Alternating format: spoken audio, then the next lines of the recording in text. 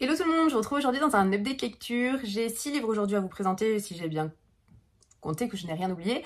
Je m'étais dit qu'il était peut-être temps, j'ai les cheveux électriques, c'est une catastrophe. Je m'étais dit qu'il était peut-être temps d'en faire un plutôt que d'amasser les livres et de devoir vous en présenter 15 dans la même vidéo. Donc voilà, on va commencer tout de suite. Tout d'abord, j'ai lu Vespertine de Margaret Rogerson. C'est le deuxième de l'autrice que je lis, parce que j'ai déjà lu Sorcery of Thorns, que j'avais vraiment beaucoup aimé. Je lui avais mis un 4,5 sur 5 ou un 4, je sais plus. Mais bon, c'est pas très important. Je lui ai mis une bonne note. Du coup, j'ai voulu me lancer là-dedans. Déjà parce que, excusez-moi, mais je me suis laissée happer par l'objet livre qui est juste incroyable. Et le résumé était très intéressant. C'est pas quelque chose que j'ai déjà lu. Et c'est pas un schéma que je connais déjà. Donc voilà, je me suis dit que ça pouvait être sympa. Dans cette histoire, on va suivre Artemisia, qui est une nonne. Mais c'est pas une nonne telle qu'on les connaît. C'est-à-dire que, en fait, dans le monde dans lequel elle vit, quand une personne meurt, et bien si elle ne reçoit pas le rituel, les soins nécessaires pour passer dans l'au-delà, eh ben, elle va revenir sous la forme d'un spectre ou d'un revenant. Et selon la mort qu'elle a eue, si elle a été plus ou moins violente, eh bien, le revenant, enfin le spectre, sera plus ou moins redoutable. Je sais plus comment ils appellent ça, je crois que c'est des spectres, je sais plus. Mais bon, sera plus ou moins redoutable et il faudra le combattre pour l'envoyer paître, en fait. Voilà, pour qu'il ne fasse plus de mal à personne. Et un jour, son couvent va être, enfin le couvent dans lequel elle pratique, ouais, elle travaille, va être attaquée et elle n'aura d'autre choix que de s'allier à un revenant, justement. Et là, ça va devenir intéressant. Alors, j'ai eu un peu de mal à rentrer dans l'histoire. Je suis restée en dehors un moment, je tournais les pages sans vraiment rentrer dans l'histoire. Je lisais, mais un petit peu en surface, bien que c'était quand même... Je veux dire, l'univers est assez riche et comme je vous dis, c'est pas une histoire que j'ai déjà lue, c'est pas... Voilà, c'est pas quelque chose que je connais. Donc du coup, j'avais quand même envie d'en savoir plus et c'est pour ça aussi que j'ai continué. Aussi parce que j'ai beaucoup aimé le Revenant. J'aimais beaucoup le Revenant, son personnage un peu cynique, un peu... Ouais, je l'aimais bien. J'aimais bien ce personnage. Au début, j'ai pas vraiment ressenti d'affection pour Artemisia. Et je pense que c'est voulu, en fait. Son personnage est très froid, très antipathique. À cause de son background, parce qu'elle a un passé assez dur. Voilà, je veux pas en dire plus, je vais pas vous spoiler non plus. Mais voilà, c'est tout dû à ça. Ouais, ce qui fait qu'en fait, j'ai eu un petit peu de mal à être vraiment dedans. Même si, comme je disais, l'univers est riche et très intéressant, au début, j'ai eu du mal à m'imprégner de cet univers, justement. Je sais pas pourquoi, je saurais pas l'expliquer. Mais finalement, arrivé à peu près à un peu plus de la moitié, on va dire, peut-être les 3/4, je sais plus. Ouais, c'est ça, c'est 200 et quelques, vous voyez, enfin, un peu plus de la moitié. Là, c'est bon. Là, j'ai été un peu plus happée par le truc. Il se passait des choses, tu te disais, oh my god, quoi ce personnage-là? Quoi il va faire ça? Quoi, qui, quoi? Vous voyez? Et du coup, là j'étais un peu plus happée par le truc. Et vers la fin, je sais pas si vous verrez, mais vers la fin, il y a un peu plus de post-it que vers le début, en fait. Ça parle de lui-même, en fait. Voilà, en gros, malgré un début un peu mitigé, je dois dire que, en conclusion, c'était quand même une bonne lecture. C'est quand même à lire. J'ai préféré Sorcery of Thorns, mais bon, on peut pas dire qu'on peut comparer les deux histoires parce qu'en fait, elles n'ont rien à voir l'une avec l'autre. En fait, les deux histoires n'ont rien à voir. Et j'ai assez hâte, du coup, de lire Enchantment of Ravens pour voir parce qu'en fait, quand j'étais en librairie, la nana de la librairie a dit que celui-là, elle l'avait trouvé incroyable, c'était le meilleur et tout, nanana, et je pense que j'ai mis la barre un petit peu haute, en fait. C'est peut-être à cause d'elle, finalement. Mais bon, j'en ressors avec un bon avis malgré tout, même s'il ne restera pas dans mes mémoires. Après, je sais pas si... Enfin, à la base, pour Sorcery of Thorns, je pensais que c'était un one-shot. Sauf qu'apparemment, il va y avoir une suite. Ça, je ne sais pas. Je ne sais pas. Parce que, je vais pas vous... Enfin, sans spoiler... la fin pourrait laisser penser que... Ensuite, en audiobook, j'ai lu La Cour des Ténèbres de Victor Dixon, donc c'est le tome 1 de Vampiria. Cette histoire se passe 300 ans après la transmutation du roi Soleil en vampire, c'est-à-dire que en 1715, Louis XIV s'est fait transformer en vampire. Transmuté, c'est devenu un vampire, quoi. Voilà, un immortel. Et depuis, il y a une sorte de dictature vampirique qui est en place, surtout pour les roturiers. En fait, si vous êtes noble, normalement vous êtes tranquille, mais les roturiers ont tout un tas de trucs à respecter, un couvre-feu, une limite de kilomètres, enfin bref, voilà, c'est assez hardcore. Chaque mois, ils doivent leur verser la dîme, c'est-à-dire qu'en fait, ils vont se faire prélever du sang, c'est genre les donneurs de sang en fait, du don du sang, sauf qu'en fait, c'est pour que les vampires mangent. Voilà, pour éviter que tout le monde attaque tout le monde. Et par contre, si vous bravez le couvre-feu, c'est tant pis. Je veux dire, si vous êtes dehors la nuit, le vampire a le droit de vous attaquer et de boire votre sang. Enfin bon, on va suivre Jeanne qui va être catapultée à Versailles après des événements tragiques qui vont se passer dans sa famille. Elle va intégrer la Grande Écurie, c'est une espèce d'école où sont formés en fait les jeunes nobles pour intégrer la cour et plus particulièrement faire partie, si vous faites partie des élus, de la garde rapprochée du roi, en gros d'être les écuyers du roi. Sauf que Jeanne a autre chose en tête et que son but n'est pas forcément le même que les autres élèves, je vous en dis pas plus. Mais ça va remuer à Versailles, je peux vous l'assurer, j'ai adoré cette histoire. J'ai adoré cette histoire. On reste en haleine tout le long. C'est un truc de fou. C'est-à-dire que tu ne t'ennuies pas. T'es là, t'es oh my god. Il se passe des trucs, tu te dis what the fuck. Jeanne, elle est en roue libre tout le long. C'est un truc, mais un personnage pareil, s'il vous plaît. Je me suis pas forcément attachée à elle. Même parfois, je l'ai trouvée assez exubérante. Mais là où dans d'autres lectures, ça m'aurait peut-être dérangé, et bien là, non. Parce qu'en fait, ça faisait vraiment partie du truc. C'était vraiment important qu'elle soit comme ça. J'ai trouvé que ce côté un peu anti-héros qu'elle a était vraiment intéressant. Voilà, ça nous montre toutes les facettes d'un être humain, finalement, de ce qu'on peut devenir pour une vengeance, enfin tout un tas de trucs. Et en même temps, j'étais tellement prise dans l'intrigue que voilà, j'avais pas besoin que le personnage... j'avais pas besoin, comment dire, de me sentir proche du personnage ou quoi que ce soit. L'intrigue, elle était là à elle toute seule, en fait. Tout ce qui se passe, les personnages secondaires, tout autour. C'était... Je veux dire, notre personnage, là, elle s'enfonce, elle rebondit, puis elle s'enfonce encore plus. Tu te dis, mais comment... Mais il va se passer, quoi. Enfin...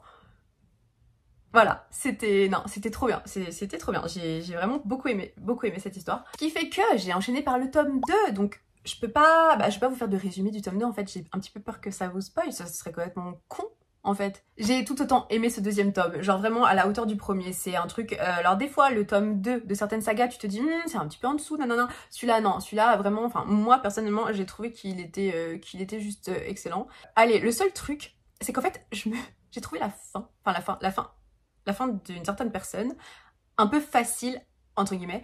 C'est-à-dire que, en fait, je pense que c'est parce que Victor Dixon nous a tellement habitués dans le tome 1 à des retournements de situation, à des trucs, que tu te dis non, il y a Anguille sous roche là, il va forcément y avoir un truc qui va faire que nanana. Et en fait, non. En fait, c'est tchouk, remballer, plier. Mais j'ai bien aimé. J'ai bien aimé parce que, voilà, tu passes par 4 chemins. C'est terminé pour ce truc, et finalement, c'était très bien, vous voyez. Du coup, en fait, je sais même pas pourquoi je vous dis que c'était un bémol, parce que c'était peut-être pas forcément un bémol, c'est juste qu'en fait, moi, ça m'a perturbée, parce que je me suis dit, ça va forcément nous retomber sur la gueule. Et en fait, ça nous retombe pas sur la gueule. Donc voilà, c'est juste que j'étais un petit peu prise au dépourvu. Et finalement, c'est qu'il a fait le taf, en fait. C'est que je ne m'attendais pas à ce qui se passe. Voilà, Donc, de nouveau, très bon deuxième tome, et ce qui fait que j'ai enchaîné par le troisième tome. Voilà. Je me suis dit, Mallory, tu es en plein dedans.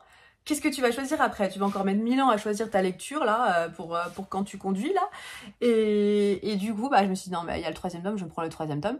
Et j'ai aussi beaucoup aimé le troisième tome. Alors, un petit peu moins que les deux premiers. En fait, je l'ai trouvé un peu plus long que les deux autres.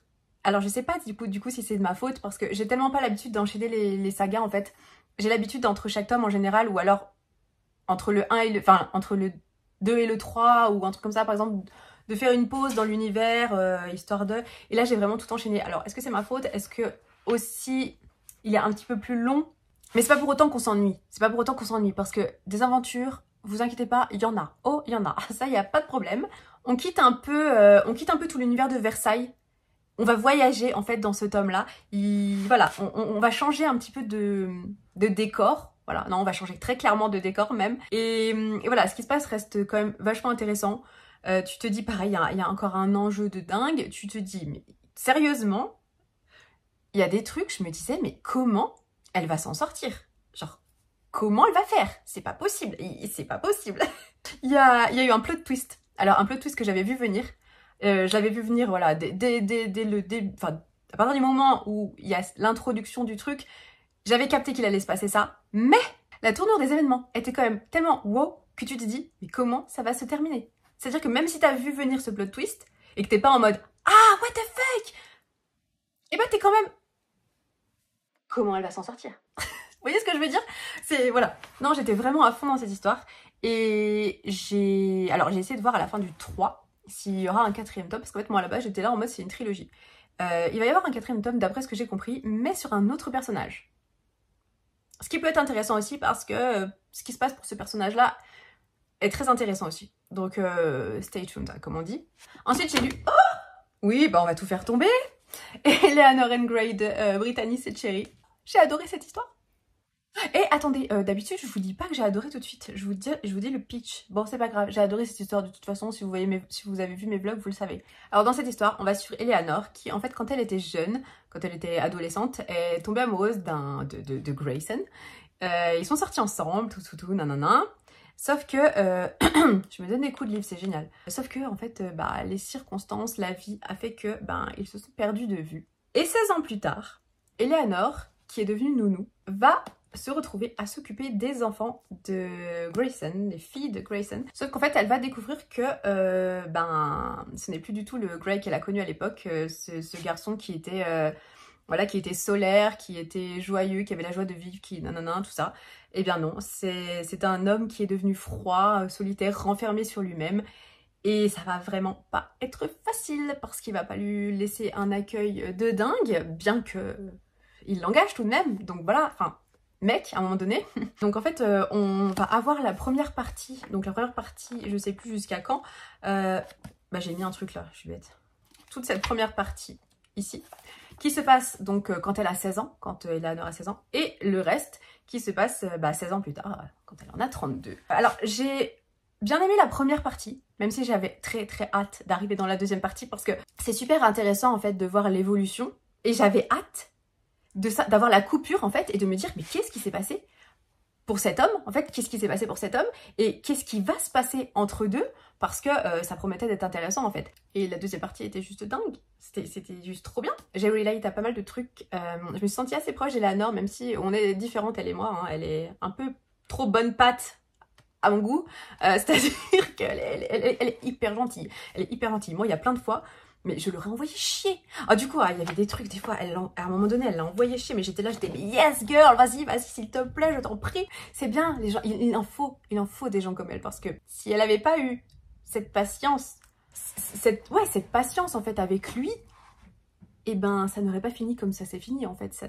L'histoire ne se serait pas du tout passée de la même façon. Donc voilà, je dis ça, mais ouais, non, c'était vraiment bien. Il fait le bouquin, bon c'est un poche, hein, mais il fait plus de 550 pages et tout est génial du début à la fin. Voilà. De toute façon, à partir du moment où je le blinde de post-it et où j'écris des trucs dedans, c'est que c'est bon. Le truc il m'a conquise quoi. Lisez-le. Lisez-le si vous l'avez pas lu. Par contre, la couverture MDR, hein, parce que ouais. Après, je me fais tellement mes personnages dans ma tête que ils correspondent pas du tout, Ils correspondent pas du tout à ce que je me suis fait dans ma tête. On va faire comme si la couverture n'existait pas, n'est-ce pas? Même si... Ah, par contre, un truc que je voulais préciser aussi, il y a pas mal de cookies dans cette édition. J'ai vu beaucoup de fautes d'orthographe, que je me suis permise de corriger au crayon de papier, n'est-ce pas? Mais il y a pas mal de fautes d'orthographe là-dedans.